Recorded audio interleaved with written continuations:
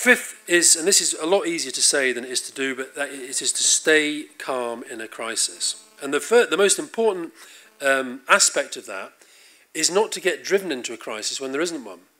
I mean, every single day you pick up the papers, front or back, particularly this part of the world at the moment, and you'll find the word crisis there fairly regularly. There are very, very few genuine full-blown crises.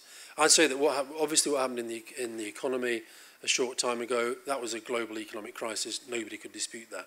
But it's probably, to be frank, the only full-blown crisis that there has been in the last couple of years, I'd say. I'd say in the time that I was with Tony, we had 5.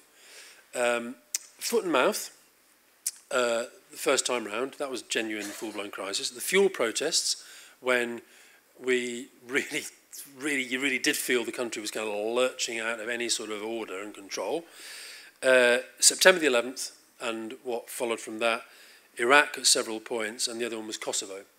Now, I don't think apart from that, you have hundreds, thousands of things that were described as crises. And sometimes I think what happens is people absorb that noise and that negativity around themselves, and they assume that they are in crisis when actually they're not. And crisis management is a wholly different order of not just of communication, but also of decision making. If you are in crisis, you have to change your structures, you probably have to change your personnel, you may have to change your policy, you have to do a lot of things differently, you have to do it quickly, and you have to then try and sort things out.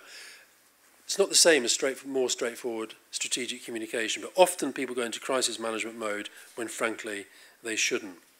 And again, one other thing about when you do go into those into crisis management, then leadership again, it's absolutely vital, and you've got to lead from the front. When it came to fuel protests and foot and mouth, which were the 2 most difficult domestic crises that I saw Tony having to deal with, we were getting to the stage where he was out there the whole time, just explaining, trying to give some sense of progress about how we're going to work these things through.